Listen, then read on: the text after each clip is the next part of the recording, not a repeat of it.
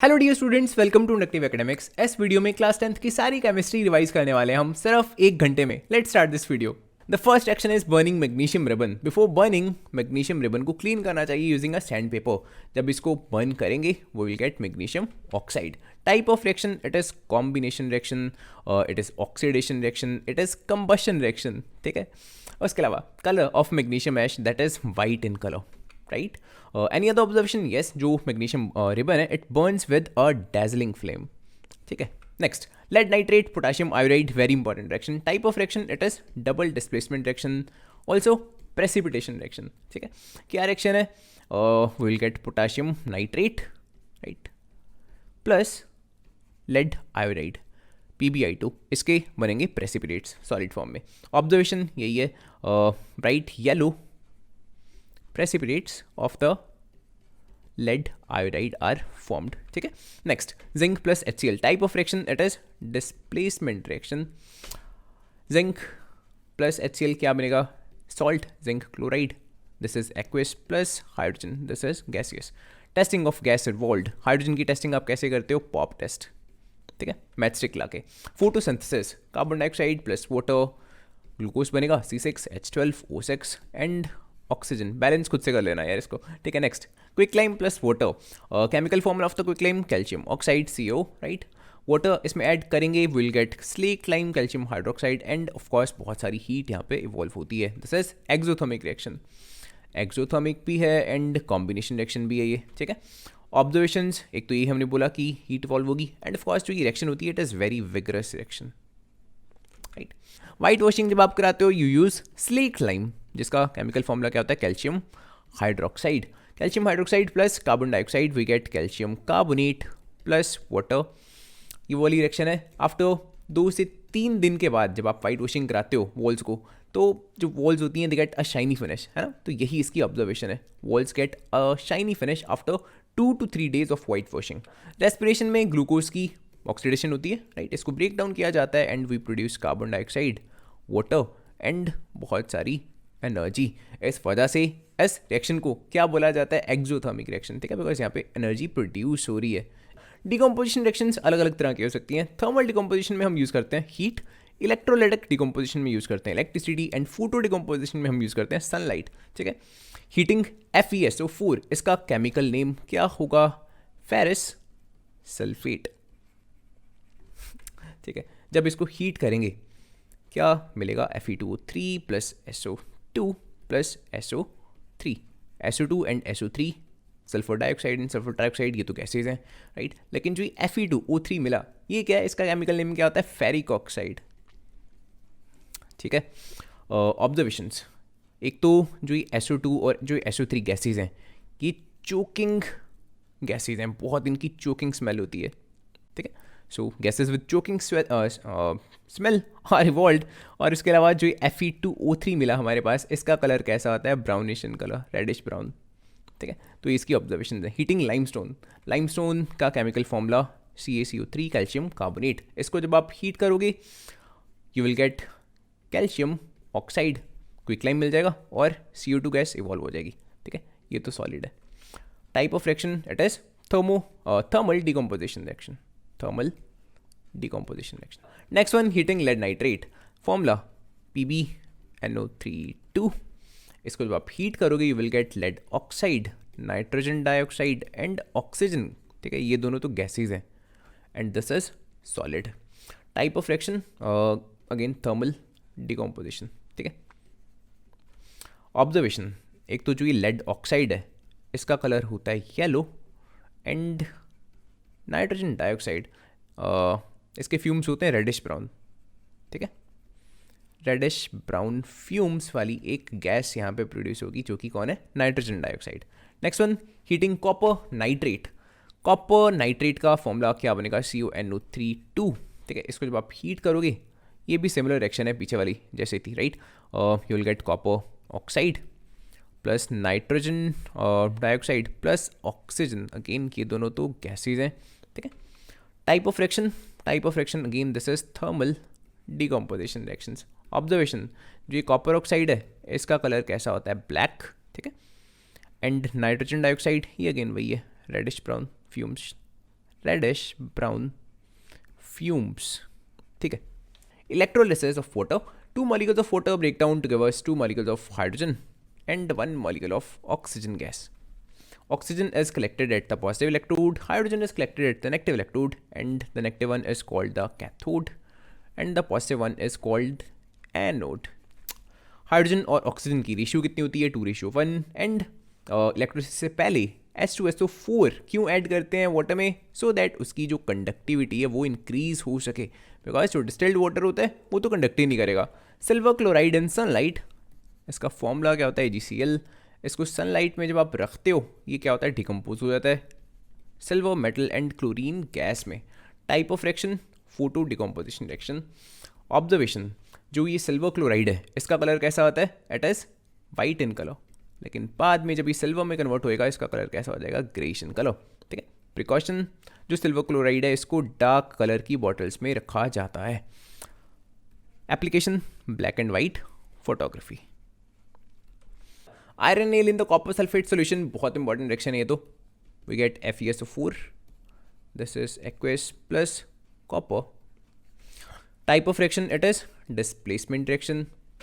Observation, एक तो जो कॉपर सल्फेट है जिसका कलर कैसा होता है? ब्लूइश इन कलर, वो कैसा हो जाएगा? Greenish in colour, right, because of the formation of this FeSO4।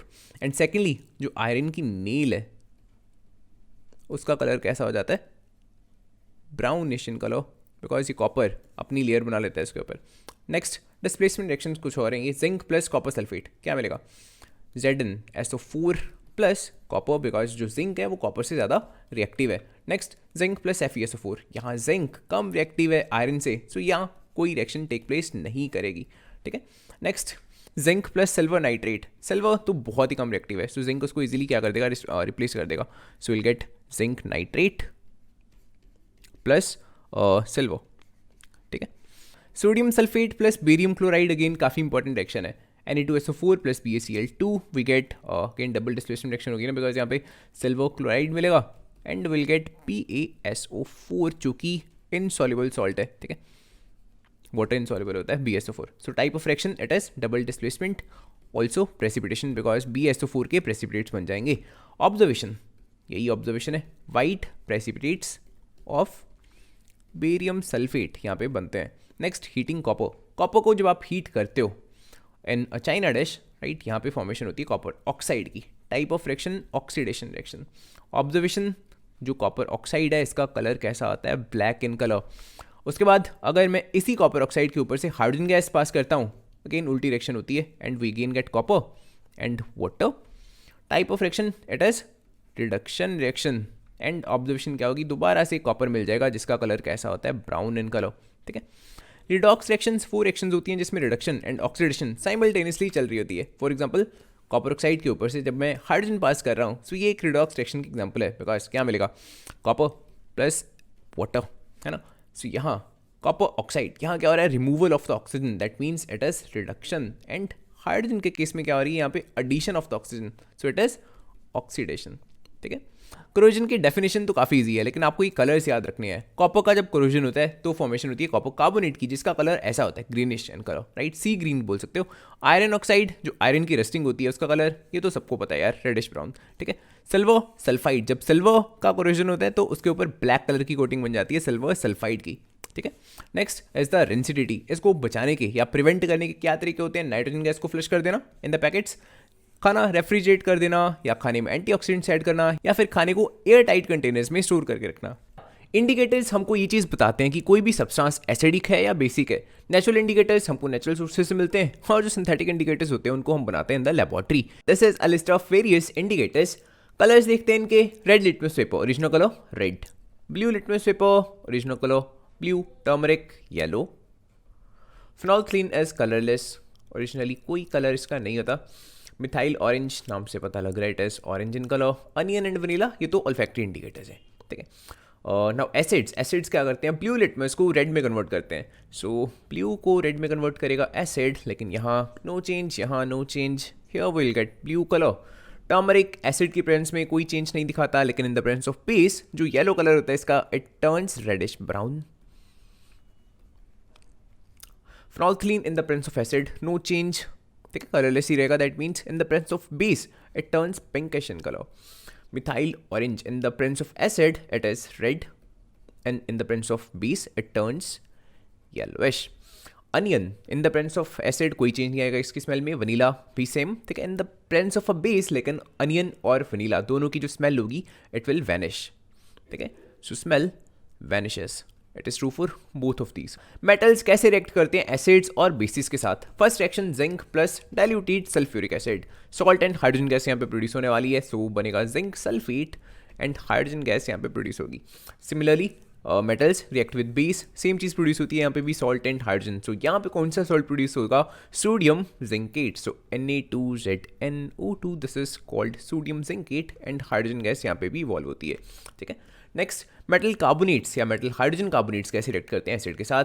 एक चीज़ याद रखो बस, मेटल कार्बोनेट्स हों चाहे मेटल हाइड्रोजन कार्बोनेट्स हों, दोनों का नेचर कैसा होता है? Basic. And base plus acid तो यार सॉल्ट प्लस वाटर बनाते हैं, सॉल्ट एंड वाटर. लेकिन यहाँ because it is a metal carbonate, ठीक है, तो उसके साथ साथ कार्बन डाइऑक्साइड गैस भी जरूर निकलेगी. Same is true for this case, ठीक है. सो क्या मिलेगा? Salt, sodium chloride plus water plus carbon dioxide. में बैलेंस नहीं कर रहा, बैलेंसिंग इफ़ यू वांट खुद से कर सकते हो, ठीक है. मैं सिर्फ स्केलेटल इक्वेशंस लिख रहा हूँ यहाँ पे बिकॉज टाइम काफ़ी कम है हमारे पास. Sodium chloride plus water plus carbon dioxide. CO2 की टेस्टिंग हम करते हैं with lime water test. Lime water जो कि बिल्कुल कलरलेस होता है, वाटर के जैसा होता है, इसमें से जब हम पास करते हैं carbon dioxide it turns milky because of the formation of calcium carbonate, जो कि वाटर इनसॉल्युबल सॉल्ट होता है, ठीक है. इसी वजह से यहाँ पे सॉलिड लिखा हुआ है, इसके प्रेसिपिटेट्स बन जाएंगे. लेकिन अगर इसमें से लगातार पास करते जाएं, CO2 करते जाएं, राइट, तो एक टाइम ऐसा आएगा जब दोबारा से ये सोल्यूशन वाटर के जैसा हो जाएगा, कलरलेस हो जाएगा. ऐसा क्यों होता है? बिकॉज तब क्या होगा, जो ये कैल्शियम कार्बोनेट है ये वाटर और CO2 के साथ फर्दर रिएक्ट करके क्या बनाता है? कैल्शियम हाइड्रोजन कार्बोनेट, ठीक है, जो कि एक वाटर सॉल्युबल सॉल्ट है. सो इस वजह से अगेन इसका कलर कैसा हो जाएगा? वाटर के जैसा.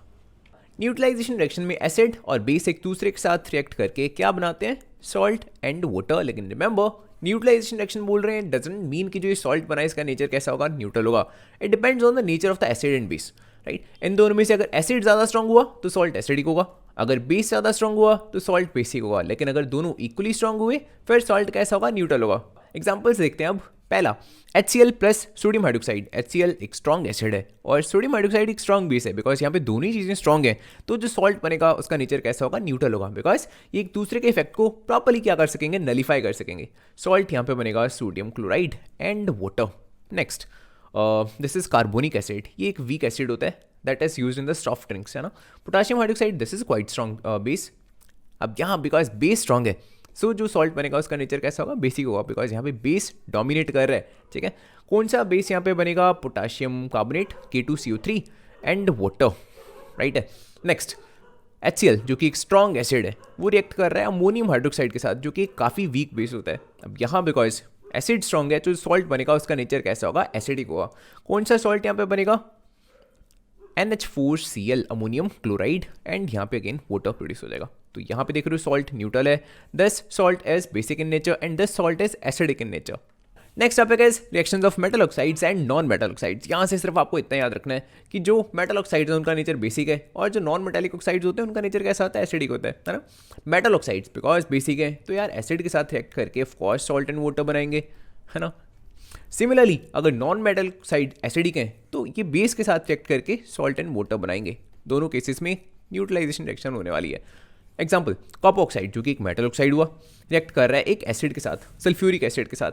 तो यहाँ पे कौन सा सॉल्ट बनेगा? कॉपर सल्फेट, CuSO4, है ना, प्लस वाटर. यहाँ CO2 which is acidic in nature, ये रिएक्ट कर रहा है एक बेस के साथ. तो यहाँ कौन सा सॉल्ट बनेगा? यहाँ फॉर्मेशन होगी कैल्शियम कार्बोनेट की, CaCO3 की प्लस वाटर, ठीक है. एसिड्स वाटर में डिसोशिएट होकर कौन से आयंस देते हैं? H plus ions. For example HCl को जब आप वाटर में डालोगे you will gate H positive plus Cl negative. लेकिन जो ये H प्लस है this is just a proton, ये इटसेल्फ वाटर में स्टेबल नहीं रह सकता. ये क्या करता है? फर्दर वाटर के साथ रिएक्ट करता है एंड बनाता है हाइड्रोनियम आयन. तो कई जगह आपको ये इक्वेशन ऐसे भी लिखी देखने को मिलेगी, ठीक है. सिमिलरली जो बेसिस होते हैं वो वाटर में डिसोशिएट होकर आपको देते हैं hydroxyl ions, OH negative ions. For example sodium hydroxide, he water में डिसोशिएट होगा एंड देगा Na positive plus OH negative ions, ठीक है। डाइल्यूशन का मतलब क्या होता है? किसी भी केमिकल की कॉन्सेंट्रेशन को कम करना। लेट्स से अगर आप किसी एसिड को डाइल्यूट करना चाहते हो तो क्या आप ऐसे करोगे? एसिड लिया एक कंटेनर में और बहुत सारा वाटर एकदम से उसमें ऐड कर दिया? बिल्कुल नहीं, कभी भी आप ऐसा नहीं करते, बिकॉज जो ये प्रोसेस होता है it is highly exothermic in nature, ठीक है। इससे बहुत डेंजरस आउटकम्स हो सकते हैं, हो सकता है ये बीकर ब्रेक हो जाए, राइट है। सो कभी भी अगर आपने डाइल्यूट करना है किसी भी एसिड को या फिर बेस को, आप क्या करोगे? उल्टा करोगे। एक कंटेनर लोगे, उसमें बहुत सारा वाटर लोगे और उसमें ड्रॉप वाइज ड्रॉप ऐड करते जाओगे एसिड को या फिर बेस को, जिसको भी आपने डाइल्यूट करना है। This is the proper way to dilute an acid और base. This is the pH scale which goes from 0 to 14। अगर कोई सब्सटेंस न्यूट्रल है, ठीक है, तो उसका pH कितना होता है? 7। For example distilled water. लेकिन अगर कोई सब्सटेंस एसिडिक है तो उसका pH कितना होगा? Less than 7। सिमिलरली अगर कोई सब्सटेंस एल्कलीन है या फिर बेसिक है तो उसका pH कितना होगा? Greater than 7। एसिड रेन का pH होता है less than 5.6। Farmers use quick lime to treat acidic soil because जो CO है it is basic in nature. Dash are use to treat indigestion antacids. Antacid की कोई example? Milk of magnesia, जिसका formula क्या होता है? Magnesium hydroxide MgOH2। Toothpaste are generally basic in nature and baking soda is used to get relief from the bee sting. Again, bee sting में कौन सा acid होता है? Methanoic acid. और baking soda is basic in nature. Some naturally occurring acids. Vinegar contains acetic acid. Orange has citric acid. Tamarind has tartaric acid.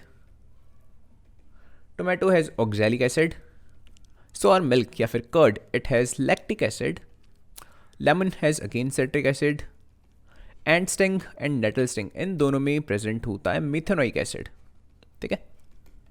Sodium chloride which is the common salt, उससे कौन कौन से chemicals हम obtain कर सकते हैं? First one is the sodium hydroxide which is also called caustic soda. किसी question में अगर ये टर्म लिखी होती है तो इसी की बात हो रही है, सोडियम हाइड्रोक्साइड की, इसी का नेम है, ठीक है। सो फॉर्मूले अच्छा बाय द वे इन सबके याद होने चाहिए आपको। Sodium hydroxide is NaOH। Next is bleaching powder calcium oxychloride. Third one is the baking soda, sodium hydrogen carbonate या सोडियम बाइकार्बोनेट भी बोल सकते हो इसको। And last one is the washing soda which is the sodium carbonate decahydrate. 10 molecules यहाँ पे present हैं water of crystallization के। इन सभी केमिकल्स को ऑब्टेन करने की शुरुआत होती है क्लोर एल्कली प्रोसेस से।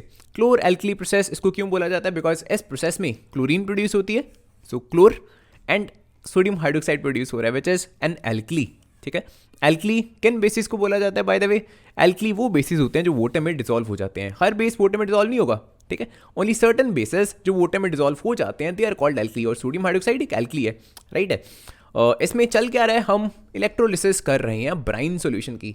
What is brine? It is aqueous solution of the salt, so salt plus water, that is the Bryan.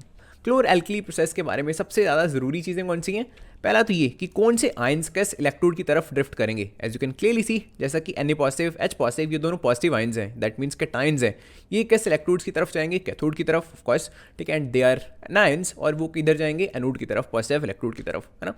Second, आपको ये पता होना चाहिए कि कौन सी इलेक्ट्रोड पे कौन सी गैस इवॉल्व हो रही है। As you can see, anode पे कौन सी गैस इवॉल्व होती है? क्लोरीन। एंड जो कैथोड है उस पर कौन सी गैस इवॉल्व होती है? हाइड्रोजन।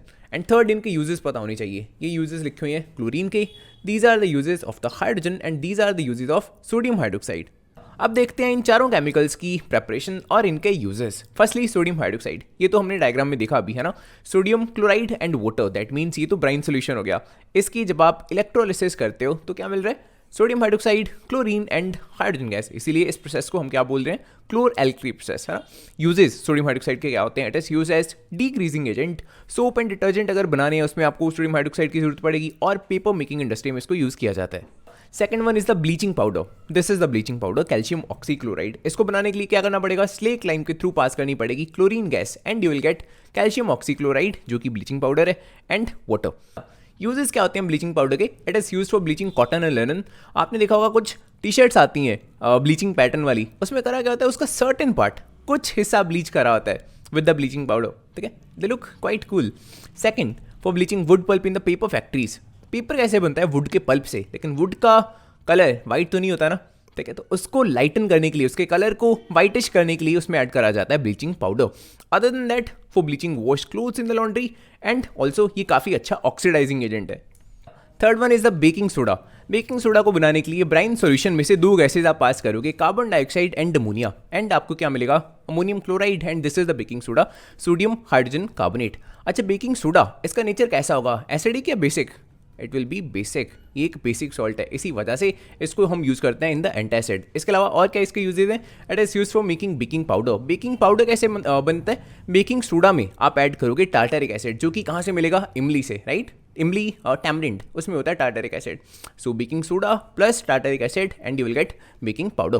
थर्ड इसकी एप्लीकेशन है, it is used in soda acid fire extinguisher, because जब ये एसिड के साथ रिएक्ट करेगा तो क्या मिलेगा आपके पास, एक तो salt and water and carbon dioxide, ठीक है। Fourth one is the washing soda. Washing soda को बनाने के लिए आपको चाहिए सोडियम कार्बोनेट, एंड इसमें ऐड करेंगे some water and you will get washing soda. लेकिन अगर सोडियम कार्बोनेट ना हो फिर कोई बात नहीं, हम क्या कर सकते हैं, यहाँ से सोडियम कार्बोनेट बना सकते हैं। कैसे? सबसे पहला स्टेप होगा इसको हीट करना। बेकिंग सोडा को अगर हम हीट करते हैं, यू विल गेट, यहाँ पे मैं रिएक्शन लिख देता हूँ, सोडियम हाइड्रोजन कार्बोनेट को जब मैं हीट करूँगा ये डिकम्पोज हो जाएगा, राइट? ये थर्मल डिकम्पोजिशन रिएक्शन ये भी। सो Na2CO3 and you will gate carbon dioxide and water, and जो ये मिला आपका सोडियम कार्बोनेट, इसमें आप ऐड करोगे some water and you will get washing soda. ये क्वेश्चन बाय द वे सच पूछा भी जा सकता है कि बेकिंग सोडा से वॉशिंग सोडा आप कैसे बना सकते हो, ठीक है।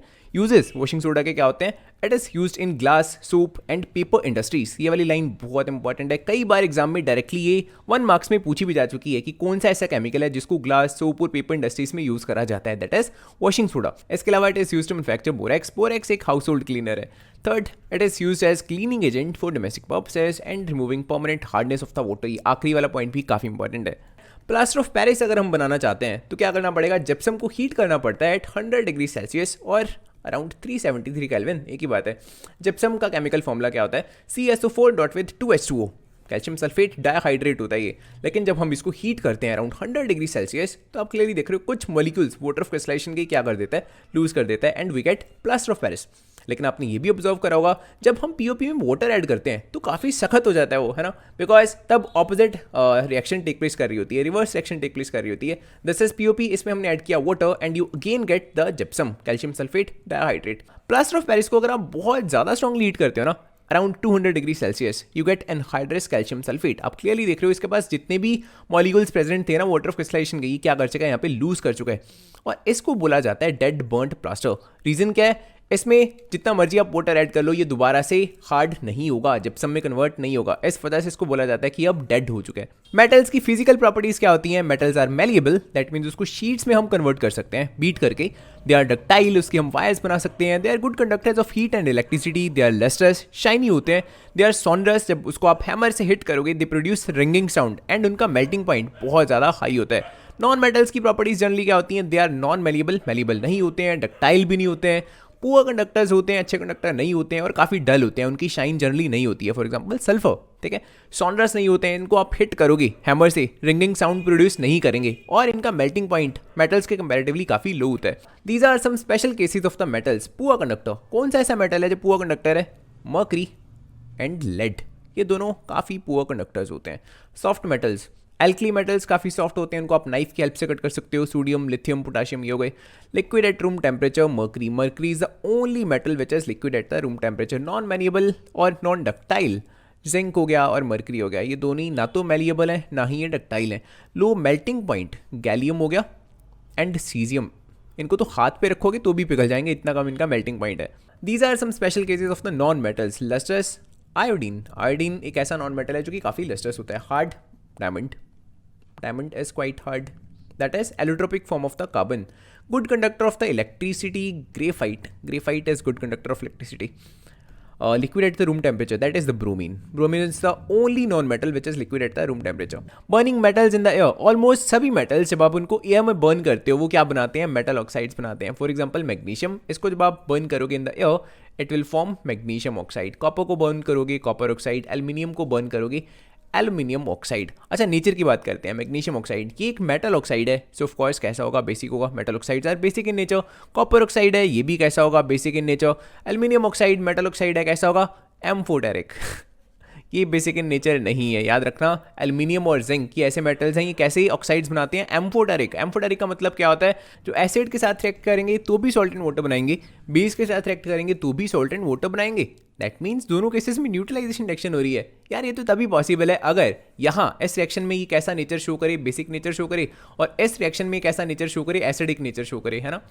इस टाइप के मेटल ऑक्साइड्स को क्या बोला जाता है, एम्फोटेरिक ऑक्साइड्स। रिएक्शन देखते हैं, यहाँ एल्यूमिनियम ऑक्साइड रिएक्ट कर रहा है HCl के साथ, सॉल्ट एंड वाटर बनाएगा। कौन सा सॉल्ट बनेगा यहाँ पे, aluminium chloride plus water, and in this reaction it will form sodium aluminate plus water. ठीक है, this is the reaction. Next reaction is metal oxides plus water. Mostly metal oxides तो water में dissolve ही नहीं होते हैं, लेकिन कुछ metal oxide होते हैं, फॉर एग्जांपल सोडियम ऑक्साइड हो गया, पोटेशियम ऑक्साइड हो गया, ये कुछ कॉमन एग्जांपल्स हैं जो वाटर में डिसॉल्व होकर क्या बनाते हैं, बहुत स्ट्रॉन्ग एल्कली बनाते हैं। इस रिएक्शन में क्या देखने को मिलता है, we get sodium hydroxide and water add करा हुआ है, so it will be in aqueous state. Similarly यहाँ मिलेगा पोटेशियम हाइड्रोक्साइड, ये भी कैसा होगा, एक्वस होगा। ठीक है, this is a mnemonic to remember reactivity series of the metals. Please stop calling me a cute zebra in the library, call me something good please. N words का पहला letter आपको इन एलिमेंट्स के बारे में बताएगा। P से please, P से potassium, similarly S से स्टोप, S से सोडियम एंड सोन। ठीक है, जो ऊपर की तरफ एलिमेंट्स होते हैं they are more reactive, potassium, sodium, calcium, ये तो इतने रिएक्टिव होते हैं, वाटर के साथ भी रिएक्ट कर जाते हैं, इवन कोल्ड वाटर के साथ। लेकिन जो नीचे की तरफ एलिमेंट्स हैं, silver, gold, platinum, they are the least reactive ones. कौन से ऐसे मेटल्स हैं जिनको कैरोसिन ऑयल के अंदर रखा जाता है, they are sodium and potassium. Reason क्या है, बिकॉज ये सबसे ज़्यादा रिएक्टिव मेटल्स होते हैं। देख रहे हो सबसे ऊपर आ रहे हैं इस रिएक्टिविटी सीरीज में, ये इतने ज़्यादा रिएक्टिव हैं कि डायरेक्टली एयर के साथ रिएक्ट करके फायर कैच कर लेते हैं, आग लग जाती है इनको। The next section is reaction of metals with water. Metals plus water क्या मिलता है हमारे पास, metal oxides and hydrogen gas. And अगर ये मेटल ऑक्साइड वाटर में डिसॉल्व होने वाला हुआ तो ये डिसॉल्व होगा और क्या बनाएगा, मेटल हाइड्रोक्साइड। लेकिन अगर कोई मेटल ऑक्साइड ऐसा हुआ यहाँ पे कि वो वाटर में डिसॉल्व ही नहीं हो सकता, फिर उसके केस में ये रिएक्शन नहीं रुक जाएगी। ठीक है, so it depends metal to metal की रिएक्शन 2 स्टेप प्रोसेस होगा या सिर्फ यही वाला प्रोसेस उसमें देखने को मिलेगा।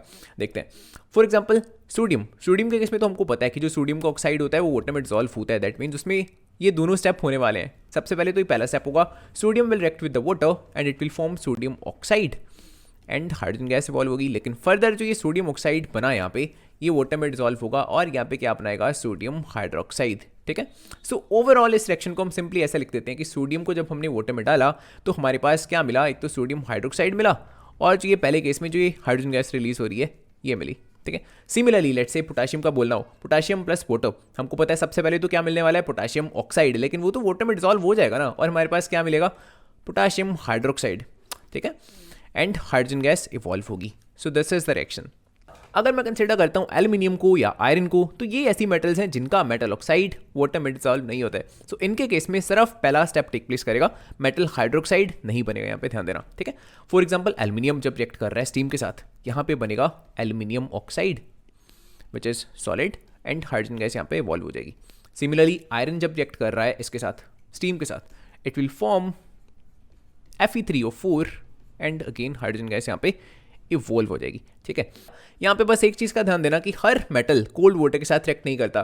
पोटेशियम कर जाएगा, सोडियम कर जाएगा, कैल्शियम भी कर जाएगा, बस कम विग्रेसली करेगा। लेकिन मैग्नीशियम को कंसिडर करोगे, कोल्ड वाटर के साथ रिएक्शन नहीं देखने को मिलेगी, ये रिएक्ट करेगा हॉट वाटर के साथ। ठीक है, अगर उससे भी कम रिएक्टिव मेटल कंसिडर करोगे, एल्यूमिनियम, जिंक, आयरन, टन, फिर तो सिर्फ एंड सिर्फ ये स्टीम के साथ रिएक्ट करेगा, हॉट वाटर के साथ भी इनकी रिएक्शन नहीं आपको देखने को मिलेगी। अगर उससे भी कम रिएक्टिव मेटल आप कंसिडर करोगे, फिर तो स्टीम के साथ भी आपको बिल्कुल रिएक्शन नहीं देखने को मिलेगी। Next is the reaction of metals with acid. ऐसा क्यों बोला जाता है कि किसी मेटल के कंटेनर में आपको एसिडिक फूड आइटम्स नहीं स्टोर करनी चाहिए, बिकॉज मेटल्स और एसिड जब एक दूसरे के साथ रिएक्ट करते हैं सॉल्ट की फॉर्मेशन होती है, and we are not sure, हो सकता है उस पर्टिकुलर केस में जो सॉल्ट बन रहा है it could be toxic as well, है ना, कुछ सॉल्ट्स बहुत ज़्यादा टॉक्सिक होते हैं। तो यार ये जो रिएक्शन है ना, ये काफ़ी डेंजरस साबित हो सकती है अगर किसी पर्टिकुलर केस में जो सॉल्ट बन रहा है वो कैसा हो, टॉक्सिक हो। चलो देखते हैं रिएक्शंस। मैग्नीशियम जब HCl के साथ रिएक्ट करेगा तो क्या मिलेगा, magnesium chloride plus hydrogen gas. Hydrogen gas तो सब रिएक्शन में कॉमन ही है। बाकी देखते हैं एल्यूमिनियम, सो यहाँ पे मिलेगा AlCl3 aluminium chloride, zinc chloride, ZnCl2 is the zinc chloride. ठीक है, बस यहाँ पे इस चीज़ का ध्यान देना, हाइड्रोजन तब नहीं इवॉल्व होती है जब मेटल्स किसके साथ रिएक्ट करते हैं, नाइट्रिक एसिड के साथ। द रीजन इज कि जो नाइट्रिक एसिड है ये बहुत स्ट्रॉन्ग ऑक्सीडाइजिंग एजेंट है। जो हाइड्रोजन एक बार के लिए प्रोड्यूस होती भी है ना, ये उसको ऑक्सीडाइज कर देता है और वाटर में कन्वर्ट कर देता है। This is the last section of this chapter, और ये तो डिस्प्लेसमेंट रिएक्शन ही है जिसके बारे में आपने सेकंड चैप्टर में भी पढ़ा है, ठीक है। आयरन प्लस कॉपर सल्फेट, यहाँ ज़्यादा रिएक्टिव कौन है? आयरन, बिकॉज रिएक्टिविटी सीरीज में आयरन कॉपर से ऊपर लाई करता है, सो आयरन कॉपर को क्या कर सकता है? डिस्प्लेस कर सकता है। सो यहाँ फॉर्मेशन होगी FeSO4 की, एंड कॉपर क्या हो जाएगा? डिस्प्लेस हो जाएगा, राइट है। नेक्स्ट लेड एंड जिंक, यहाँ लेड कहाँ है? This is the lead, and zinc zinc zinc, this is the zinc. Lead कम रिएक्टिव है जिंक से, सो लेड नहीं डिस्प्लेस कर पाएगा जिंक को, सो यहाँ कोई रिएक्शन टेक प्लेस नहीं करेगी, ठीक है, no reaction. Next zinc plus FeSO4 iron sulphate, ferrous sulphate, this is the zinc, this is the iron. यहाँ जिंक ज़्यादा एक्टिव है, सो यहाँ उसको क्या कर देगा? डिस्प्लेस कर देगा, एंड बना लेगा जिंक सल्फेट, ठीक है। This will be in the aqueous form, and iron यहाँ पे क्या हो जाएगा? डिस्प्लेस हो जाएगा। How do metals and non metals react with each other? इसको समझने के लिए हमको इनकी कॉन्फ़िगरेशन को ज़रा एनालाइज करना पड़ेगा। So these are some of the metals, these are some non metals, ठीक है। सोडियम कॉन्फ़िगरेशन कितनी है? 281। ये क्या चाहेगा? एक इलेक्ट्रॉन को डोनेट करना, एक इलेक्ट्रॉन को, बिकॉज ये डोनेट करके Na पॉजिटिव बना लेगा और नोबल गैस कॉन्फ़िगरेशन को एक्वायर कर लेगा, है ना। सिमिलरली सोडियम मैग्नीशियम, ये क्या चाहेगा? 2 इलेक्ट्रॉन्स को डोनेट करना। एल्यूमिनियम का चाहेगा 3 इलेक्ट्रॉन्स को डोनेट करना, है ना। सो जनरली सेइंग जो मेटल्स होते हैं they are electron donors, on the other hand जो नॉन मेटल्स होते हैं they are electron acceptors. Clearly देख रहे हो, क्लोरीन 17 है इसका एटॉमिक नंबर, कॉन्फ़िगरेशन 287, टेंडेंसी क्या है? एक इलेक्ट्रॉन को एक्सेप्ट करना चाहेगी। सिमिलरली ऑक्सीजन 2 इलेक्ट्रॉन्स को एक्सेप्ट करना चाहेगी, नाइट्रोजन 3 इलेक्ट्रॉन्स को एक्सेप्ट करना चाहेगी। एंड बिकॉज जो मेटल्स हैं वो इलेक्ट्रॉन डोनर्स हैं, नॉन मेटल्स इलेक्ट्रॉन रिसेप्टर्स हैं, सो ये दोनों एक दूसरे के लिए अच्छी तरह से सूटेबल होते हैं। फॉर एग्जांपल सोडियम जो कि एक मेटल है और क्लोरीन एक नॉन मेटल। कॉन्फ़िगरेशन इसकी कितनी होगी? सोडियम की 281, क्लोरीन की 287। सोडियम क्या चाहता है? एक इलेक्ट्रॉन डोनेट करना, क्लोरीन क्या चाहती है? एक इलेक्ट्रॉन एक्सेप्ट करना, और यही होगा। यहाँ सोडियम अपना एक वैलेंस इलेक्ट्रॉन क्लोरीन को दे देगा, इसके ऊपर कौन सा चार्ज आएगा? पॉजिटिव, इसके ऊपर negative. This is the cation and this is the anion. जो पॉजिटिव वाला होता है that is called cation, negative one is called the anion, ठीक है। अब इन दोनों आयंस के बीच में क्या होगी? अट्रैक्शन होगी, because opposite charges attract each other, ठीक है। सो बिकॉज इन दोनों के बीच में अट्रैक्शन होती है तो हम क्या बोलते हैं? इन दोनों की क्या हो चुकी है? बॉन्डिंग हो चुकी है। इस तरह की बॉन्डिंग को क्या बोला जाता है? आयनिक बॉन्डिंग, ठीक है। प्रॉपर्टीज क्या होती हैं आयनिक कंपाउंड्स की? Firstly they are solid at the room temperature, for example the common salt यार सोडियम क्लोराइड आयनिक कंपाउंड ही है, and they are somewhat brittle, ठीक है। Next they have high melting point, boiling point. Next one they are soluble in the water, लेकिन insoluble होते हैं petrol या फिर कैरोसिन में। And last they conduct electricity in the molten state या फिर इन द एक्वस सॉल्यूशन। या तो इनको मैं मेल्ट कर दूं that is a molten state तब कंडक्ट करेंगे, या फिर इनको वाटर में ऐड कर दूं तब ये कंडक्ट करेंगे। ऐसा क्यों? बिकॉज इन दोनों केसेस में क्या होगा कि ब्रेक डाउन हो जाएंगे into ions. NaCl break down होके Na पॉजिटिव देगा और Cl नेगेटिव, और जब ऐसा देखने को मिलेगा कंडक्शन तो ऑफकोर्स तभी स्टार्ट होगी ना। Versatile nature of the carbon, इसमें हमको ये पढ़ना है कि कार्बन के मिलियंस ऑफ कंपाउंड्स क्यों हैं। कार्बन के अलावा कोई भी ऐसा एलिमेंट नहीं है जो मिलियंस ऑफ कंपाउंड्स बनाता हो, और इसके वर्सेटाइल नेचर के बिहाइंड 2 मेजर रीजंस हैं। First one is the tetravalency, and जो सेकंड रीजन है that is it's catenation power. सबसे पहले जो पहला रीजन है टेट्रावैलेंसी, इसको अंडरस्टैंड करते हैं। Tetravalency means valency of 4। इससे इसको क्या फ़ायदा मिलता है? अगर ये चाहे 4 मोनोवैलेंट एटम्स के साथ बॉन्डिंग कर ले, अगर ये चाहे तो ये डाइवैलेंट एटम्स के साथ भी बॉन्डिंग कर सकता है ना। For example oxygen it is divalent, और अगर ये चाहे तो ये ट्राइवैलेंट एटम्स के साथ भी बॉन्डिंग कर सकता है। For example the nitrogen is trivalent, और हाइड्रोजन तो मोनोवैलेंट ही है, ठीक है ना। तो आप देख रहे हो बिकॉज इसकी वैलेंसी 4 है तो इसके पास वैरायटी ऑफ ऑप्शंस होते हैं बॉन्डिंग करने के। लेकिन कार्बन के अलावा और भी बहुत सारे ऐसे एलिमेंट्स होंगे ना जो टेट्रावैलेंट हैं। For example silicon is also tetravalent, 14th group में कार्बन के नीचे लाई करता है, लेकिन उसके मिलियंस ऑफ कंपाउंड्स नहीं होते हैं। द रीजन इज कि उसकी कैटेनेशन पावर इतनी बढ़िया नहीं है। कार्बन की कैटेनेशन पावर बहुत अच्छी है, and that is the second reason कि उसका नेचर इतना वर्सटाइल है। कैटेनेशन पावर को आप डिफाइन कैसे कर सकते हो? It is the property of an element due to which it forms covalent bonds with other atoms of the same element. ये कीवर्ड है जो आपको ध्यान में रखना है। कार्बन खुद के साथ ही ऐसे ज्वाइन होकर लंबी लंबी चेन्स बनाता है ना, आपने देखा हुआ। इवन हो सकता है कि हंड्रेड्स ऑफ कार्बन एटम्स एक दूसरे के साथ ऐसे अटैच्ड हों। इतनी बढ़िया इसकी कैटेनेशन पावर। रीज़न क्या है? इसका स्मॉल साइज, ठीक है। अगर कंपेयर करता हूँ मैं सिलिकन को कार्बन से, तो सिलिकन का साइज़ क्या है? बड़ा है। सो इस वजह से इसकी लंबी लंबी चेन्स अगर होंगी ना, ये इतनी ज़्यादा स्टेबल नहीं होती हैं, ये काफ़ी वीक होती हैं, ठीक है। इस वजह से इसका नेचर इतना वर्सेटाइल नहीं है। द नेक्स्ट इंटरेस्टिंग क्वेश्चन है कि कार्बन आयनिक बॉन्ड्स क्यों नहीं बनाता? कार्बन की कॉन्फ़िगरेशन देखो यार, 2,4 होती है। अगर ये चाहता है कि आयनिक बॉन्डिंग करना, तो ऑफकोर्स पहले तो इसको या तो कटायन बनाना पड़ेगा या फिर कोई ना कोई अनायन बनाना पड़ेगा। लेकिन अगर ये कैटायन या एनायन बनाना चाहे तो इसको या तो 4 इलेक्ट्रॉन्स डोनेट करने पड़ेंगे या 4 इलेक्ट्रॉन्स गेन करने पड़ेंगे, और इसके लिए दोनों चीज़ें पॉसिबल नहीं है। ठीक है, कहने को ठीक है, हाइपोथेटिकली हम बोल सकते हैं कि अगर वो 4 इलेक्ट्रॉन्स डोनेट कर देता है तो इसकी जो कॉन्फ़िगरेशन है वो क्या हो जाएगी 2। दैट मीन्स ये कुछ एस स्टेट में पहुंच जाएगा। नोबल गैस कॉन्फ़िगरेशन एक्वायर कर चुका है डेफिनेटली, लेकिन इसके लिए पॉसिबल नहीं है। ठीक है, सिमिलरली अगर मैं हाइपोथेटिकली बात करता हूं तो करने को ये ऐसे कर सकता है कि 4 इलेक्ट्रॉन्स गेन कर ले यार, ऐसी स्टेट में पहुंच जाए, अभी भी ये नोबल गैस कॉन्फ़िगरेशन एक्वायर कर चुका है। लेकिन एक्चुअली अगर प्रैक्टिकली मैं बात करता हूं तो ये चीज़ पॉसिबल नहीं है इसके लिए। देखो क्यों, बिकॉज पहले इसकी बात करते हैं। आफ्टर गेनिंग 4 इलेक्ट्रॉन्स हम बोल रहे हैं कि वो एस स्टेट में पहुंच जाएगा, लेकिन क्या उसके लिए ऐसा करना पॉसिबल है? बिल्कुल नहीं, बिकॉज यार सेंटर जो लेट्स से उसका न्यूक्लियस होता है उसमें प्रोटॉन्स कितने हैं? 6। अगर उसका एटॉमिक नंबर 6 है तो उसमें प्रोटॉन्स भी कितने होंगे? 6 होंगे। लेकिन 6 प्रोटॉन्स के लिए इस टाइम पे अब 10 इलेक्ट्रॉन्स को होल्ड करके रख पाना पॉसिबल है क्या? बिल्कुल नहीं यार। ठीक है, 6 प्रोटॉन्स यहाँ पे 10 इलेक्ट्रॉन्स को होल्ड ही नहीं करके रख पाएंगे, और ये जो स्टेट है कार्बन की वो स्टेबल नहीं रह पाएगी। ठीक है, सो इस चीज़ को तो भूल जाओ, पॉसिबल ही नहीं है कार्बन के लिए ऐसा करना। बट अबाउट दिस वन, ये भी पॉसिबल नहीं है, बिकॉज 4 इलेक्ट्रॉन्स लूज करना कोई मजाक नहीं है। ठीक है, 4 इलेक्ट्रॉन्स लूज करने के लिए बहुत ज़्यादा एनर्जी उसको देनी पड़ती है हमको, और नेचर में डायरेक्टली आपको ये प्रोसेस होता नजर नहीं आएगा। सो इस वजह से कार्बन जनरली आयनिक बॉन्ड्स नहीं बनाएगा ना, बिकॉज कार्बन आयनिक बॉन्डिंग तो बना नहीं सकता। सो ये एक अलग टाइप की बॉन्डिंग बनाता है जिसको हम बोलते हैं कोवलेंट बॉन्ड। ठीक है, this is the definition. Covalent bond involves sharing of electron pairs. सबसे ज़रूरी कीवर्ड यहाँ पे ये है। ठीक है, so this is the carbon. अगर ये बॉन्डिंग करना चाहिए 4 हाइड्रोजन एटम्स के साथ तो कैसे करेगा? देखो, कार्बन की वैलेंसी कितनी है? 4। So it is tetravalent. So इसके 4 वैलेंस इलेक्ट्रॉन्स हैं। These are let's say 4 valence electrons of the carbon.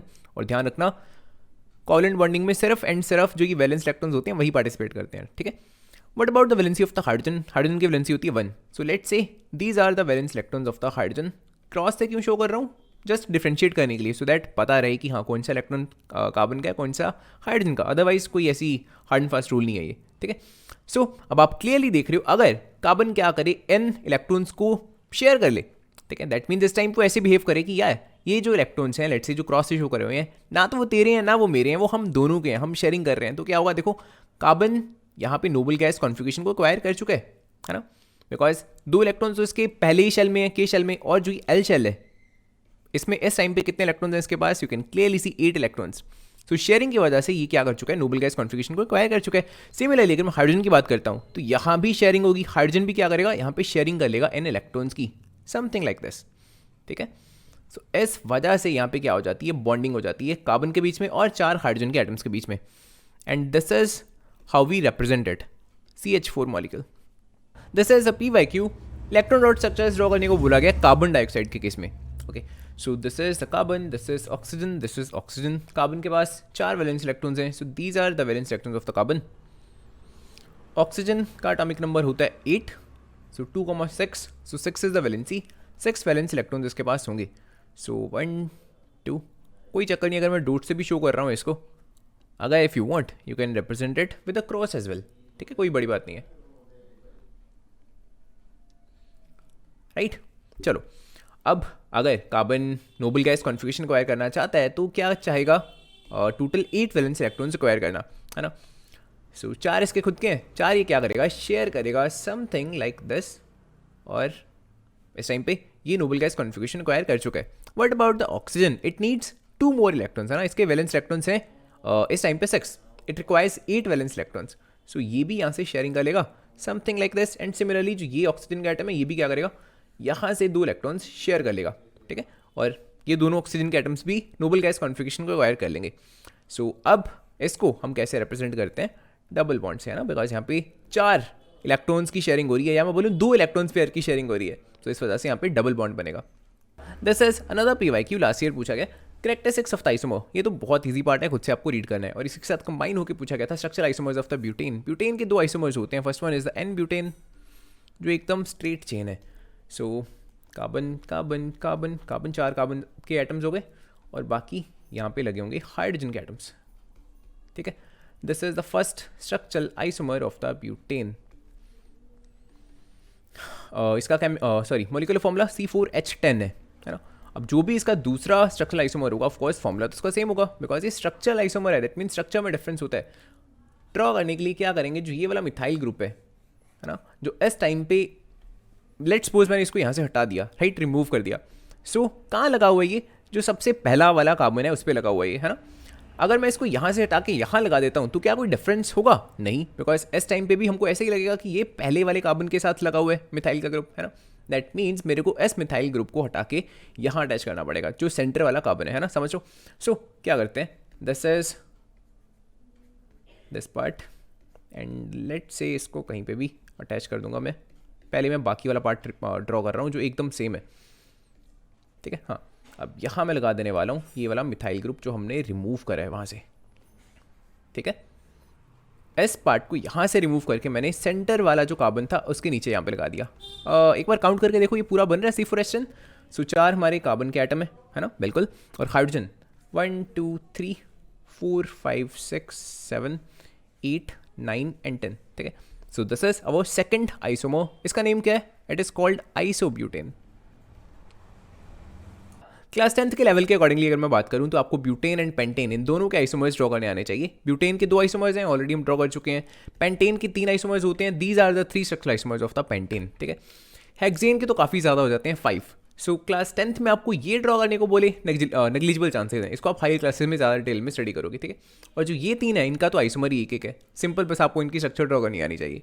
Aromatic compounds की आपको एक एग्जाम्पल याद होनी चाहिए, this is the benzene ring.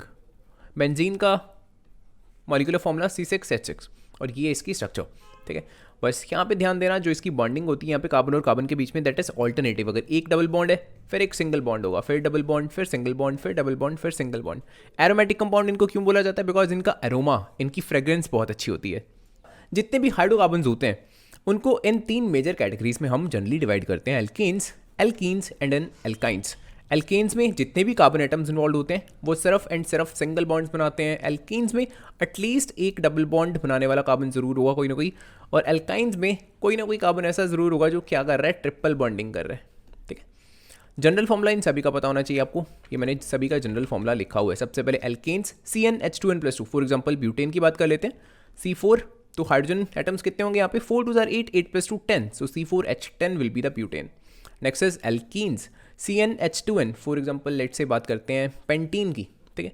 So pentene के केस में C5 and hydrogen 5 2 10, so pentene will be 10, right. Next alkynes, let say butyne की बात कर लेते हैं, सो C4, इस बार हाइड्रोजन कितने होंगे, 4, यहाँ पे N, अब 4 2 8, 8-2, so we get 6, so C4H6, this will be the butyne, right. Next topic is homologous series, last year भी आया हुआ है, काफ़ी इंपॉर्टेंट टॉपिक है। होमो का मतलब होता है सिमिलर, लोगस मीन्स स्ट्रक्चर, सो नाम से पता लग रहा है ऐसे मेंबर्स जिनकी स्ट्रक्चर सेम हो, राइट, वो क्या बनाते हैं, एक homologous series. For example this is the first series जो कि एल्केन्स की सीरीज है, similarly this is the second series जो कि एल्कीन्स की सीरीज है, and this is the third homologous series जो कि एल्काइंस की सीरीज है, राइट है। अब इस पर्टिकुलर सीरीज को मैं होमोलोगस सीरीज क्यों बोल रहा हूँ, बिकॉज इन सभी के केस में जितने भी बॉन्ड्स बनाएगा कार्बन वो सारे सिंगल बॉन्ड्स होंगे, राइट। सिमिलरली अगर मैं इनकी बात करता हूँ तो इन सभी में एटलीस्ट एक डबल बॉन्ड जरूर प्रेजेंट होगा। सिमिलरली अगर मैं इनकी बात करता हूँ तो एटलीस्ट एक ट्रिपल बॉन्ड जरूर प्रेजेंट होगा। So there is a similarity in their structure, ठीक है। सो इस वजह से इनको बोला जाता है होमोलोगस सीरीज, राइट। कैसे आप डिफाइन कर सकते हो, homologous series are group of molecules that have same basic structure, है ना, including same functional group, right है। फॉर एग्जाम्पल अगर लेट से मैं अल्कोहल फैमिली की बात करता हूँ, अल्कोहल की एक होमोलोगस सीरीज हो सकती है। फॉर एग्जाम्पल लेट से पहला मेंबर हो जाएगा उसका मिथेनॉल, सेकंड देन इथेनॉल, उसके बाद ब्यूटेनॉल, उसके बाद पेंटेनॉल, है ना, एंड सोन। तो ये भी एक होमोलोगस सीरीज है बिकॉज इन सभी में सिमिलर फंक्शनल ग्रुप है, कौन सा, अल्कोहल ग्रुप, ठीक है। So that is the homologous series. Only difference क्या होगा उनके मेंबर्स के बीच में, the difference will be in the methylene group, CH2 group, right. As you can see, अगर मैं इन दोनों को कंपेयर करता हूँ, यू कैन क्लियरली सी कि सिर्फ डिफरेंस है इन दोनों में एक कार्बन एटम का, लेकिन 2 हाइड्रोजन एटम्स का। दैट मीन्स एक CH2 ग्रुप का डिफरेंस है। कहीं पे भी देख लो यार, कहीं पे भी इन दोनों को कंपेयर कर लेते हैं, अगेन यू कैन सी एक CH2 ग्रुप का यहाँ पे डिफरेंस है। सो ये आपको हमेशा देखने को मिलेगा in the homologous series, right. This is a property and the chemical properties of the homologous series are similar because उनका फंक्शनल ग्रुप ही सेम है। फॉर एग्जाम्पल अगर मैं कंपेयर करता हूँ इनको, मिथेनॉल, इथेनॉल, ब्यूटेनॉल, पेंटेनॉल, तो हैं तो ये सभी अल्कोहल्स ना, ये सारे अल्कोहल फैमिली के मेंबर्स हैं। सो ऑफ कोर्स इनकी केमिकल प्रॉपर्टीज़ क्या होंगी, सिमिलर होंगी। सिमिलरली अगर मैं इनको आपस में कंपेयर करता हूँ इन एल्केन्स के मेंबर को, तो इनकी केमिकल प्रॉपर्टीज आपस में सिमिलर होंगी। अगर इन सभी को कंपेयर करता हूँ तो इनकी केमिकल प्रॉपर्टीज आपस में सिमिलर होंगी। सिमिलरली अगर मैं इन एल्काइंस के मेंबर्स को आपस में कंपेयर करता हूँ तो इनकी केमिकल प्रॉपर्टीज आपस में सिमिलर होंगी। Next topic is allotropes of the carbon. Carbon के 3 एलोट्रॉप्स होते हैं, graphite, diamond and buckminster fullerene. Allotropes का मतलब क्या होता है? सम एलिमेंट्स एग्जिस्ट इन 2 और more different forms but in same physical state. Physical state same होनी चाहिए। For example this is also solid, this is also solid, this is also solid, और ये तीनों बने भी बिल्कुल कार्बन से मिलके हैं, right? This is purely carbon, this is purely carbon, this is purely carbon. So इस वजह से इन तीनों को हम क्या बोल रहे हैं? Allotropes of the carbon. इनकी प्रॉपर्टीज को जरा डिस्कस करते हैं। Firstly the graphite. Graphite is good conductor of electricity, काफी ज्यादा सॉफ्ट होता है और इसकी ज्योमेट्री कैसी होती है? Trigonal planar. प्लेनर मीन्स ये जितने भी एटम्स हैं एक ही प्लेन में लाई करेंगे, और ट्रायगोनल का मतलब है एक कार्बन का एटम और 3 कार्बन के एटम्स के साथ यहाँ पे अटैच होगा, ठीक है? और ये इतना प्रॉपर डायग्राम मैंने नहीं बनाया हुआ, लेकिन एक्चुअल में होगा क्या, जो एक कार्बन बाकी 3 कार्बन के साथ अटैच है ना, ये बेसिकली अगर देखा जाए ना, ये एक इक्विलेटरल ट्रायंगल बनता है यहाँ पे, something like this, right? That means ये एंगल भी 120 होता है, ये भी 120, ये भी 120। सो इसकी ज्योमेट्री कुछ ऐसी होती है, ठीक है? ऐसा आपको ड्रॉ करना आना चाहिए। अच्छा, बाय द वे, कार्बन की वैलेंसी तो 4 होती है, यहाँ पे हर कार्बन ने 3-3 बॉन्ड्स बनाए हुए हैं। सो चौथा जो इलेक्ट्रॉन होगा वो इसके पास क्या होता है? फ्री होता है, और इसी वजह से जो ग्रेफाइट है it is good conductor of electricity, ठीक है? हर कार्बन के पास एक एक इलेक्ट्रॉन फ्री होगा, right? Next as the diamond. Diamond is bad conductor of electricity because इसके केस में कोई भी इलेक्ट्रॉन इसके पास फ्री नहीं होता, सारे जो इलेक्ट्रॉन्स हैं वो बॉन्डिंग में पार्टिसिपेट कर रहे होते हैं। It is very very hard, you know very well. And इसकी ज्योमेट्री, इसकी स्ट्रक्चर को क्या बोला जाता है? टेट्राहेड्रल। टेट्रा मीन्स 4, कार्बन ने यहाँ पे 4 बॉन्ड्स बनाए हुए हैं, राइट?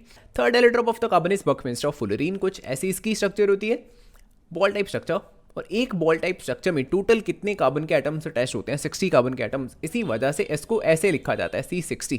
60 कार्बन के एटम्स एक दूसरे के साथ अटैच्ड है एंड 1 बॉल टाइप स्ट्रक्चर, ठीक है? So this is buckminster fullerene. Actual में कुछ ऐसा नजर आता है ये बकमिंस्टर फुलरीन।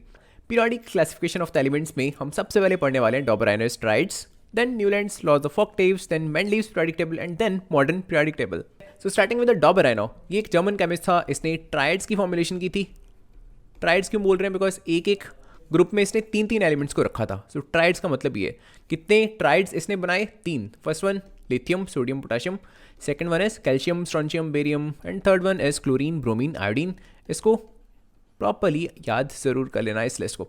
अब बात करते हैं कि डॉबराइनो ने कौन सा क्राइटेरिया यूज़ किया इन एलिमेंट्स को ट्राइड्स में प्लेस करने के लिए। सो फर्स्ट वन तो हो गया यार इनकी chemical properties, right? For example lithium, sodium, potassium, ये सारी एल्कली मेटल्स हैं और इनकी प्रॉपर्टीज आपस में काफ़ी सिमिलर हैं। सिमिलरली कैल्शियम, स्ट्रोंशियम, बेरियम, इनकी प्रॉपर्टीज मिलती जुलती हैं। क्लोरीन, ब्रोमीन, आयोडीन की प्रॉपर्टीज आपस में मिलती जुलती हैं। तो पहला तो इसने ये क्राइटेरिया यूज़ किया इन ट्राइड्स को बनाने के लिए। सेकेंडली एटॉमिक मास, ठीक है? बिकॉज देखो प्रॉपर्टीज तो चलो ठीक है सिमिलर हैं, लेकिन मर्जी से थोड़ी ना रख दूंगा। फॉर एग्जांपल लेट से मैं ऐसे फॉर्मुलेशन कर सकता हूँ, सोडियम रख दिया, फिर पोटाशियम रख दिया और लास्ट में लिथियम रख दिया। नहीं, कोई पर्टिकुलर ऑर्डर तो होना चाहिए ना कि मैं किसको पहले रख रहा हूँ किसको बाद में रख रहा हूँ। तो इसने क्या किया, एलिमेंट्स को रखा in the order of increasing atomic mass. अगर मैं इसे डाउन द ग्रुप मूव करूँगा तो एटॉमिक मास क्या होगा? इंक्रीज होगा। यहाँ पे जैसे मैंने प्रॉपर्ली शो करा हुआ है, you can see calcium, strontium, barium, atomic mass increase हो रहा है। Lithium, sodium, potassium increasing, again chlorine, bromine, iodine, atomic mass is increasing. लेकिन डॉबराइनो ने काफ़ी इंटरेस्टिंग चीज़ नोटिस करी। उसने देखा कि अगर किसी भी पर्टिकुलर ट्राइड का जो सबसे ऊपर वाला एलिमेंट है और जो सबसे नीचे वाला एलिमेंट है, उन दोनों के एटॉमिक मासेस की अगर वो एवरेज कैलकुलेट करता है तो जो भी नंबर आता है यहाँ पे सॉल्व करके, ये वाला नंबर काफ़ी पास होता है एस नंबर के, जो सेंटर वाला एलिमेंट है उसके एटॉमिक मास के। You can clearly see 88.7 average आ रही है कैल्शियम और बेरियम के एटॉमिक मास की, which is very close to this number 87.6, ठीक है? वैसा ही कुछ पैटर्न आपको यहाँ भी देखने को मिलेगा और यहाँ भी देखने को मिलेगा, right? So this was quite interesting. लेकिन अनफॉर्चुनेटली इस पैटर्न को डॉबराइनो इन 3 ट्राइड्स के अलावा बाकी एलिमेंट्स में नहीं ढूंढ पाया, ठीक है? So this was the limitation of the Dobereiner's triads. सिर्फ 3 ट्राइड्स ही डिस्कवर कर पाया था। These are the limitations of the Dobereiner's triads. Firstly, जैसा ऑलरेडी हम डिस्कस कर चुके हैं, he could find only 3 triads, है ना? बहुत सारे नए डिस्कवर्ड एलिमेंट्स थे जो फिट ही नहीं हो रहे थे इसके ट्राइड्स में, और काफ़ी सारे नोन एलिमेंट्स भी थे जो फिट नहीं हो पा रहे थे इसके ट्राइड्स में। So these were the limitations of the Dobereiner's triads. उसके बाद आया न्यूलैंड्स। इसने दिए लॉज ऑफ ऑक्टेव्स जो कि बेस थे म्यूजिकल नोट्स के ऊपर। सा रे गा मा पा धा नी सा, जैसे म्यूजिक में होता है सा से आपने स्टार्ट किया, 8th नोट अगेन सा आएगा, वैसा ही कुछ उसने बोला इन एलिमेंट्स में भी देखने को मिल रहा है अगर मैं इनको अरेंज करता हूँ in the order of increasing atomic mass. For example hydrogen का एटॉमिक मास सबसे कम, उसके बाद जैसे ऐसे ऐसे हम आगे बढ़ते जाएंगे एटॉमिक मास इंक्रीज होता जाएगा। लेकिन न्यूलैंड्स ने क्या ऑब्जर्व करा कि अगर वो एलिमेंट्स को इस तरह से अरेंज करता है ना, तो हर वो एलिमेंट्स जो एक दूसरे के ऊपर या नीचे आ रहे हैं उनकी प्रॉपर्टीज आपस में सिमिलर होती हैं। For example hydrogen, fluorine, chlorine, आपस में इन सब की प्रॉपर्टीज सिमिलर हैं। कार्बन, सिलिकॉन आपस में सिमिलर, नाइट्रोजन, फॉस्फोरस आपस में सिमिलर, ठीक है। और इसने बोला कि यार ये तो वैसा ही है जैसा म्यूजिक में हो रहा है। म्यूजिक में भी देखो, मान लो मैं इसको सा बोल रहा हूँ हाइड्रोजन को, ठीक है, सो सा अगेन रे गा मा पा धा नी, अगेन जो सा आ रहा है वो वही एलिमेंट आ रहा है ना जो उसके नीचे है, बिकॉज हमने अरेंज ही ऐसे करा हुआ एलिमेंट्स को, 7 एलिमेंट्स हैं, फिर 8वां एलिमेंट पहले के नीचे रखा हुआ है, ठीक है। तो जैसा म्यूजिक में हो रहा है वैसा ही कुछ उसने बोला यहाँ पे एलिमेंट्स में देखने को मिल रहा है, इसलिए इसने इसको बोला न्यूलैंड्स लॉ ऑफ ऑक्टेव्स की हर 8वां एलिमेंट जो होगा उसकी प्रॉपर्टीज उससे पहले वाले एलिमेंट के जैसे ही होंगी, ठीक है। अगर मैं लिथियम से स्टार्ट करता हूँ या लेट्स से बेरिलियम से स्टार्ट करता हूँ, मान लो अब ये पहला एलिमेंट है, ठीक है, so this is the first one, then boron is the second, 3 4 5 6 7 8th element इस टाइम कौन आ रहा है, मैग्नीशियम। सो अगेन एक दूसरे के ऊपर नीचे आ रहे हैं, राइट है। So this was the Newlands law of octaves. इस स्लाइड में जो इसका पीरियोडिक टेबल है मैंने सिर्फ कैल्शियम तक क्यों शो करा हुआ है, बिकॉज ये सिर्फ वैलिड कैल्शियम तक था, राइट। एक्चुअल में इसने अपनी तरफ से तो बहुत सारे एलिमेंट्स को अरेंज करने की कोशिश करी थी, as you can see in this table, right. लेकिन जो इसका न्यूलैंड्स लॉ ऑफ ऑक्टेव्स है, जो ये बोल रहा है हर 8th एलिमेंट की प्रॉपर्टीज पहले की जैसी होंगी, वो सिर्फ एंड सिर्फ कैल्शियम तक वैलिड है। अगर उसके बाद मैं लेट से ट्राई करता हूँ, लेट मी चेंज करो, लेट से मैं बात करता हूँ एल्यूमिनियम की। एल्यूमिनियम से मैंने स्टार्ट किया काउंट करना, 8th एलिमेंट कौन आएगा, क्रोमियम, लेकिन इन दोनों की प्रॉपर्टीज आपस में सिमिलर नहीं है। सिमिलरली कहीं पे भी बोल रहे यार, फॉस्फोरस से आप स्टार्ट करो, उसके बाद मैग्नीज पे पहुंच जाओगे, इन दोनों की प्रॉपर्टीज भी आपस में बहुत ज़्यादा सिमिलर नहीं है। सिर्फ कैल्शियम तक इसका लॉ वैलिड रहता है, उसके बाद इसका लॉ वैलिड नहीं है। This is one of the limitations of the Newlands law of octaves. Achievements इसकी क्या थी, पहला तो इसने ये शो करा था कि कैल्शियम तक एलिमेंट्स में कुछ ना कुछ पीरियोडिसिटी जरूर चल रही है, एंड सेकेंडली ये पहला लॉ था जिसने प्रॉपरली बहुत सारे एलिमेंट्स की पीरियोडिसिटी एक्सप्लेन करी on the basis of their atomic mass. ध्यान रखना एटॉमिक मास ही चल रहा है अभी, राइट। इवन मेंडलीव का जो पीरियोडिक टेबल पढ़ेंगे उसमें भी एटॉमिक मास ही चलने वाला है, एटॉमिक नंबर आएगा लास्ट में जाके मॉडर्न पीरियोडिक टेबल में, बिकॉज फिलहाल इलेक्ट्रॉन्स या फिर प्रोटॉन्स वगैरह की डिस्कवरी नहीं हुई थी, ठीक है। सो एटॉमिक नंबर का कॉन्सेप्ट तो कैसे आएगा यार। लिमिटेशंस अब देखते हैं क्या थी न्यूलैंड्स लॉ ऑफ ऑक्टेव्स की। पहला, इसका जो लॉ था वो सिर्फ एंड सिर्फ कैल्शियम तक वैलिड था। सेकंड, इसने ये माना हुआ था कि सिर्फ एंड सिर्फ 56 एलिमेंट्स हैं नेचर में, बिकॉज इसके टाइम पे सिर्फ 56 एलिमेंट्स की डिस्कवरी हुई थी, लेकिन इसके बाद बहुत सारे नए नए एलिमेंट्स डिस्कवर होते गए। लेकिन द प्रॉब्लम वॉज दैट कि उन सभी एलिमेंट्स को यहाँ हम प्लेस नहीं कर पाए, ठीक है। Third limitation, that he had adjusted 2 elements in the same slot. For example आप देख रहे हो कोबाल्ट एंड निकल, एंड यहाँ सीरियम एंड लेंथनम, इनको एक ही स्लॉट में रखा हुआ है। ऐसा क्यों किया हुआ है, बिकॉज ये चाहता था कि जो एलिमेंट्स एक दूसरे के ऊपर नीचे आ रहे हैं उनकी प्रॉपर्टीज एटलीस्ट मिलती जुलती हों। तो इस वजह से इसने ऐसा करा था, दो एलिमेंट्स को सेम ग्रुप में रखा था, राइट।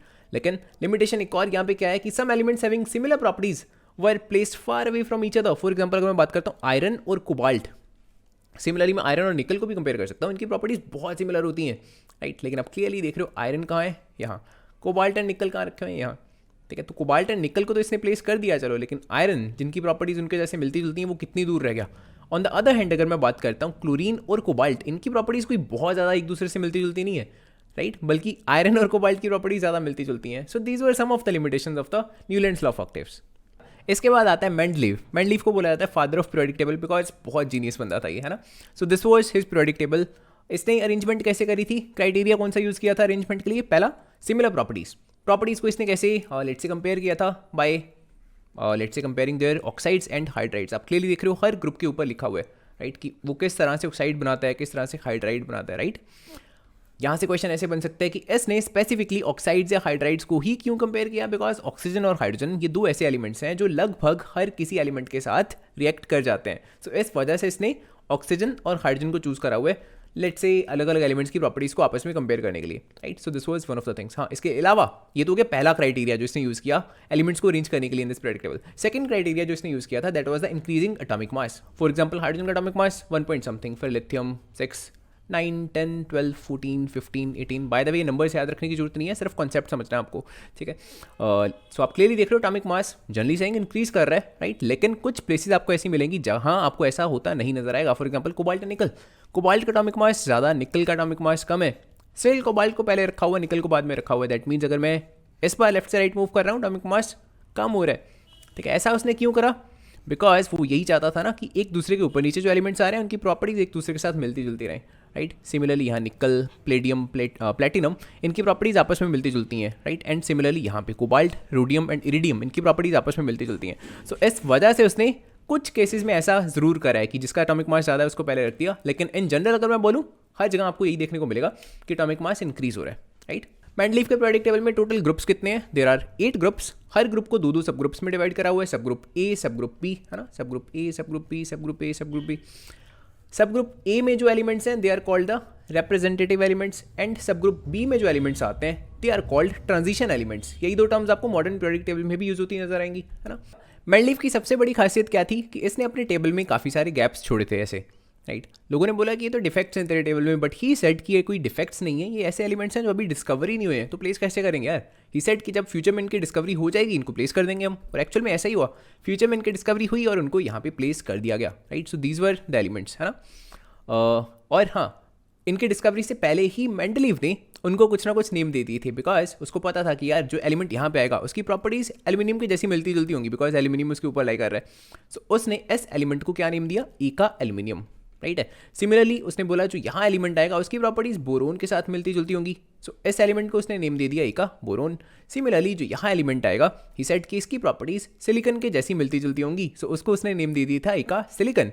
एंड ये चीज़ें आपको पता होनी चाहिए कि एका एल्यूमिनियम जिसको उसने बोला था उसको बाद में क्या नेम दिया गया? गैलियम।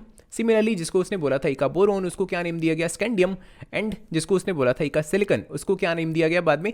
जर्मेनियम, ठीक है। या फिर उल्टा पूछा जा सकता है कि जो जर्मेनियम है उसको मेंडलीफ ने क्या नेम दिया था? एका सिलिकन, ऐसा पूछा जा सकता है आपको। अचीवमेंट्स क्या थी मेंडलीफ के पीरियोडिक टेबल की? पहली अचीवमेंट हम ऑलरेडी डिस्कस कर चुके हैं, गैप्स वाली, राइट, कि इसने गैप्स छोड़े, बाद में एलिमेंट्स की डिस्कवरी हुई, इनको वहाँ पे प्लेस कर दिया गया।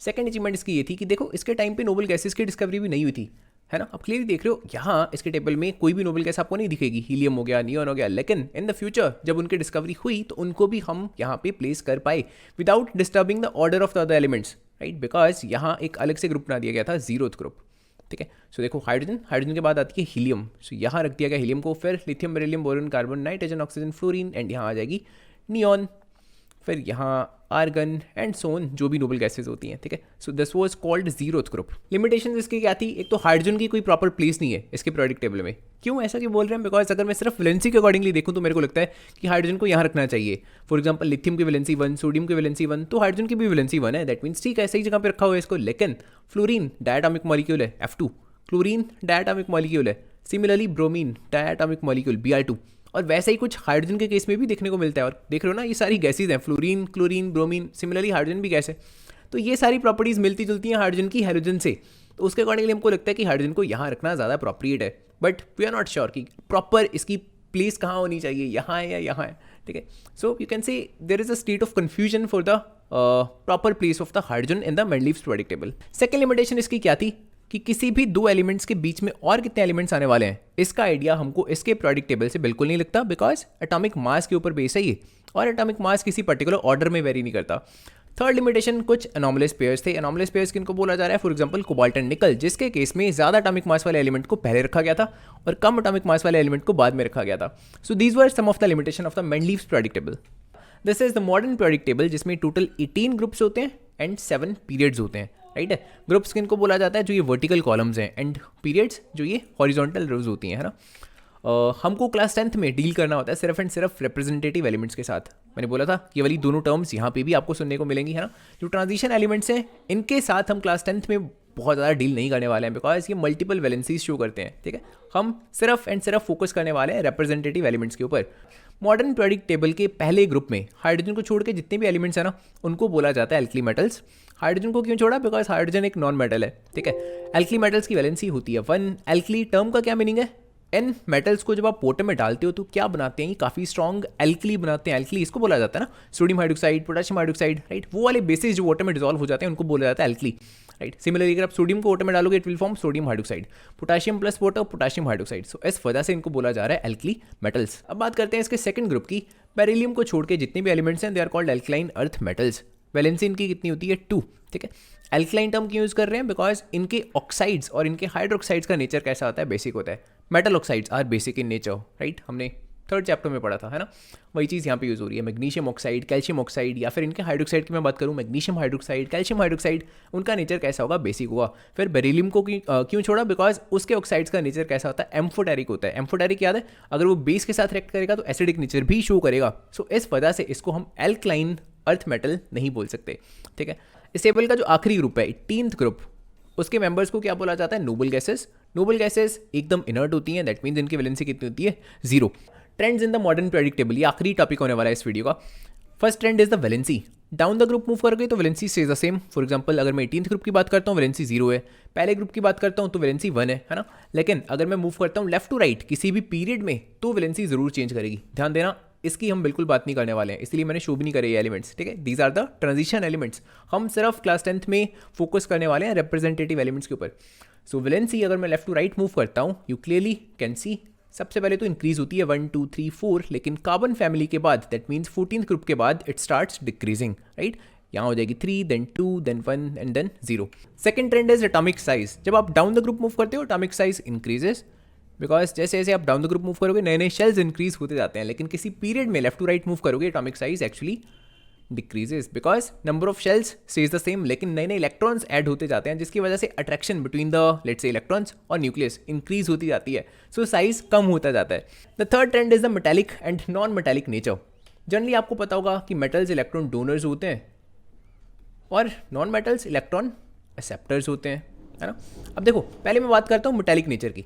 जब आप डाउन द ग्रुप मूव करोगे आपको पता है एटम्स का साइज बढ़ता चला जाएगा, और let's say this is the nucleus, नए नए शेल्स ऐड होते जाएंगे, और सबसे बाहर वाला जो शेल होगा उसमें जो इलेक्ट्रॉन्स होंगे ना वो बहुत दूर होंगे न्यूक्लियस से।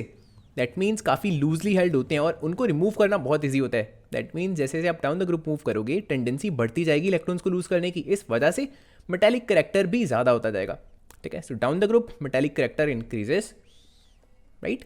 लेकिन एकदम उसका उल्टा, लेफ्ट टू राइट जब आप मूव करोगे मेटालिक करेक्टर डिक्रीज होगा, बिकॉज एटम्स का साइज कम होता चला जाता है, ठीक है। नॉन मेटालिक करेक्टर एकदम उसका उल्टा, डाउन द ग्रुप मूव करोगे नॉन मेटालिक करेक्टर डिक्रीजेस, लेकिन जब आप लेफ्ट टू राइट मूव करोगे the non metallic character increases. I hope students आपको ये फास्ट पेस्ड वीडियो अच्छी लगी होगी। अगर आप फिजिक्स या फिर बायोलॉजी के लिए भी ऐसी ही वीडियो चाहते हो, do let me know in the comment section. और अगर आपको ये वीडियो अच्छी लगी हो, इस वीडियो को लाइक जरूर कर देना, अपने दोस्तों के साथ शेयर जरूर कर देना, और अगर आप इस चैनल पर नए हो, इस चैनल को सब्सक्राइब करना भी मत भूलना। Thanks for watching.